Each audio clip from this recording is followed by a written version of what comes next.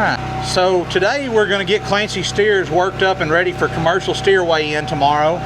So what we've done is these steers we're not giving any shots today. They've all already had their shots a couple weeks ago.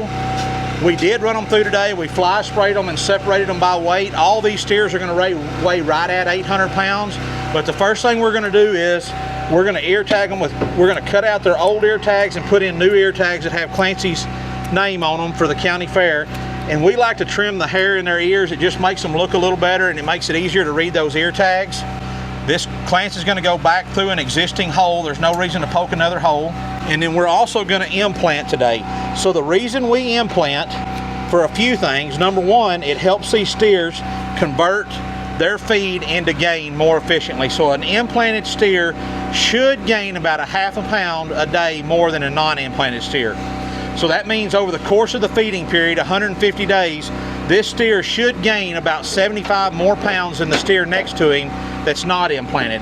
Now I know some of y'all are going to say, hey, I'd never implant a steer, I'd never eat a steer that's been implanted. That's fine. You do what you think is best for you and your family, and we'll do what we think's best for us. This lets this steer convert more efficiently, which means it takes less inputs to get him to where he needs to be finished, meaning less diesel, less feed. By the time this steer goes to slaughter, he's butchered and he's laying on your plate to eat, there's going to be less estrogen in him than there is in a head of lettuce. Today we're using a Synovex Choice implant, which is a one and done implant. So we're going to implant them at the start of the feeding period, and then we don't have to go back in and do it again. In the past, we've used a 2 implant program where we implanted at the beginning of the feeding period, and then about 75 days later we would hit them again. But we're transitioning to just this Synovex Choice.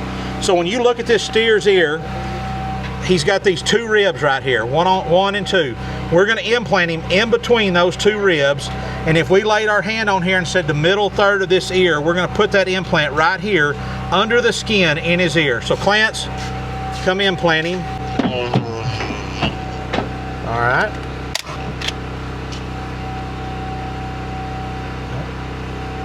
Okay, so you can see those little, I think there's 4 or 5 pellets. I don't know if y'all can see it in there, but it's right here is where that implant is.